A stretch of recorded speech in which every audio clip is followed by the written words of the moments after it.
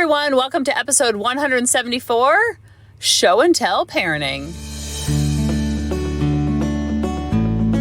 Meet our mom, Kelly Hutchison. She is a life coach. She is a child counselor. She is a teacher. She's a parent coach. And she's a mom to us. She will teach you to stop yelling at your kids. She will teach you to get your kids to listen. She will teach you how to never sleep with mommy guilt again. She will teach you how to be an imperfect mom, so you can help your kids be imperfect too. And have harmony in the home. Hey everyone, so today I'm going in the strat route, where I'm giving you a strat of something. I always try to think of what did my first graders and my K through 5 students love the most.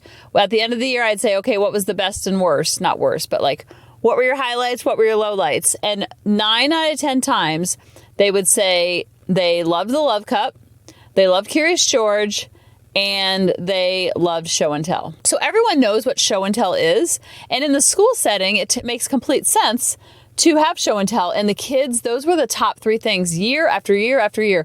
Those are the top 3 things, and not in that order. It was just those were the most popular. I just said show and tell last because it helps me segue into what we're talking about. When my kids were younger, we started to do show and tell at home. And this is a really cool way to get to know your child. And even cooler, it's neat for your kids to get to know you. Now, sometimes we'll do it like as a joke because they're older, but when they were younger, they ate this up for breakfast, lunch, and dinner. And so the cool thing about show and tell is we did it with a little twist, and also everyone in the family participates.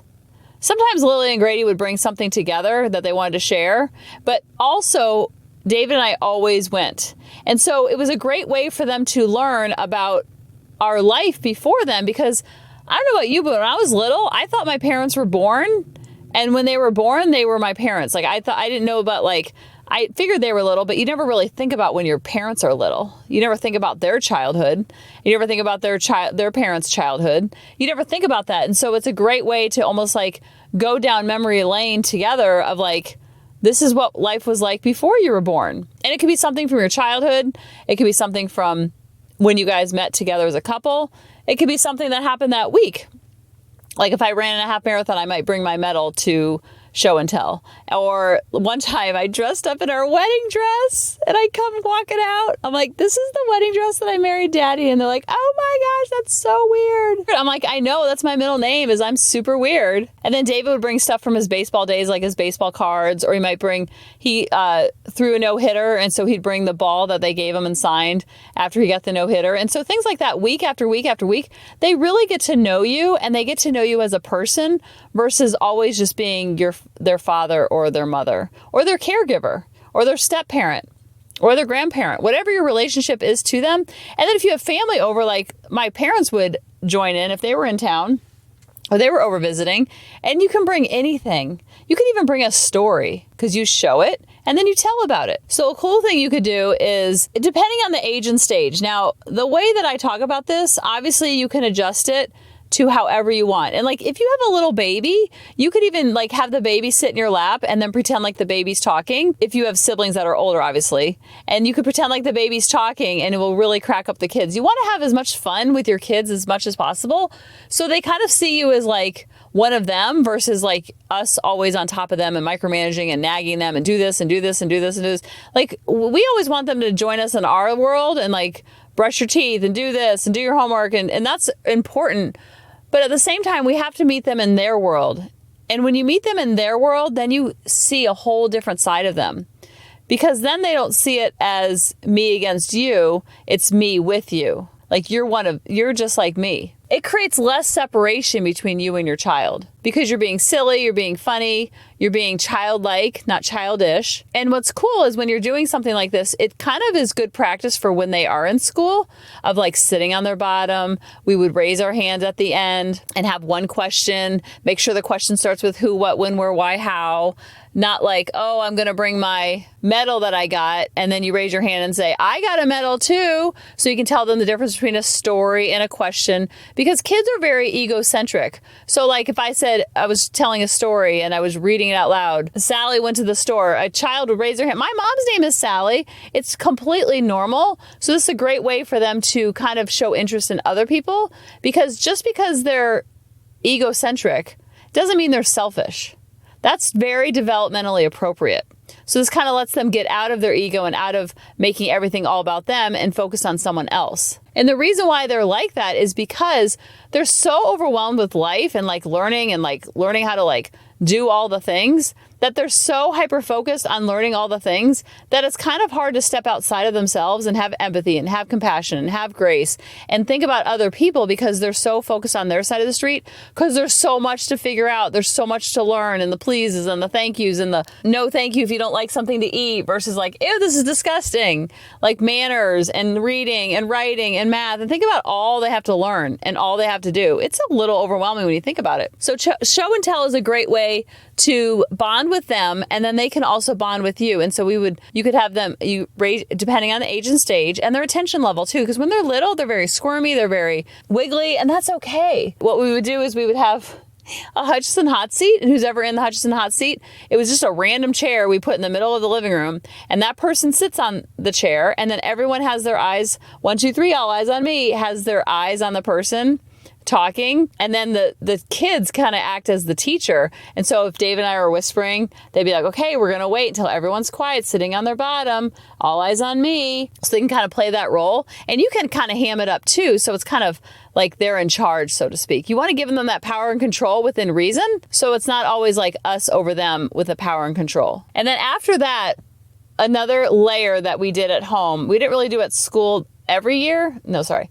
Another layer you can add to the show and tell is you can go around and tell who's ever in Hutchinson hot seat one reason why you love that person. Because that feels really good, to be loved by all the people around you and know why you are loved. And it could be something that happened that week. It could be something, I love her caring heart. And what's very key is that the person sitting in the Hutchinson hot seat, or whatever your hot seat is, they have to say one reason why they love themselves. And this is huge. They want to see themselves as a good human, because kids who feel good about themselves usually act accordingly.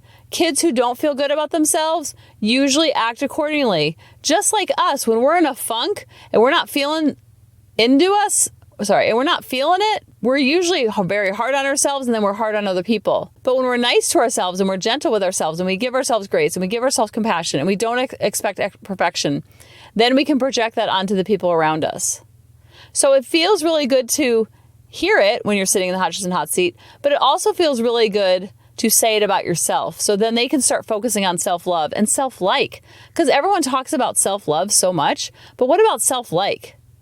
Like, yes, you want to work on loving yourself, but do you actually like yourself? Do you like being with yourself? Do you like spending time with you? Because if you don't like spending time with you, what you're going to do is you're going to become needy and graspy with the people around you and expect them to fill up your love cup. When it's not their job, it's an inside job. And if there's lots of kids and you're kind of losing the room a little bit, you can adjust this. They call in one person to give a compliment, but they have to compliment themselves. And then what we would do is we would hold hands and say the Our Father and all before we went to bed. And it was a nice way to bond as a family. And then it was a nice way to kind of have fun with the family. And it's completely free, because they go within the house looking for something for show and tell. And they think about it all week long, because they know it's Sunday at like 7. So they think about it and they talk about it. I'm going to bring this to show and tell on Sunday. So it's just a quick little way to make your house into a home and make your family feel more connected. And when you have connection with your kids, you're going to have more harmony, because they feel like you are the anchor to their storm, and they're going to go out into the world and they're going to do all the things. But you want home to be like a sanctuary. You want it to be a safe place for them. You want it to be a place where they go and they can decompress and relax, not one of stress and anger and strife, because then they bring that stress, anger, and strife out into the world with them. And outside of the 4 walls are already filled with enough anger, strife, and stress. We know that because we're out in the world. Doesn't mean the world is bad. It just means it's stressful to go to school. It's stressful to not have someone to sit with at lunch. It's stressful to try to navigate all these friendships and relationships, and when you have multiple teachers and realize all their personalities. So then when they come home, it's a place to relax, decompress, unwind, like Stephen Covey talks about. It's a great place to sharpen your saw.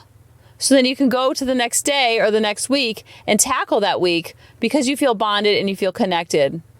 And when you have connection, you're going to have much more cooperation from your kids. And when you have cooperation within the home, there's not so much battles. So you're actually motivating your kids to be more cooperative because they feel such a strong sense of connection. So they want to do things within the home because they want to keep that connection tight. They want to keep that connection always strong. And they see you doing so much for them, so they want to reciprocate that because they're motivated by that connection. They're motivated by love. They're motivated by that unconditional love and that anchor. And you become the backbone for their life. And I know it sounds cheesy, but you literally become the wind beneath their wings to let them fly and become who they're meant to be. And when you give that gift to your kids, you give that gift to yourself, and you have more connection, you have less eggshells, and when you have less eggshells, you have much more harmony in the home. I love you guys, and I'll talk to you next week. Bye-bye. Hey mamas, thanks for listening. If you had any ahas, clicks, or those lightning bolt moments while listening, you have to check out my free parenting bootcamp, where we take all of this to the next level, and we try to create even more awakenings for ourselves so that we can connect more with our kids and never yell at them again. You can sign up at www.coachingkelly.com. And if you really want to fill up my love cup, send me an email of what your aha was, what your click was, what was that lightning bolt moment while you were listening. I want nothing more in life than for you to have harmony in your home and to learn how to be an imperfect mom like me, which allows your kids to be imperfect too, each and every day. Thanks for listening.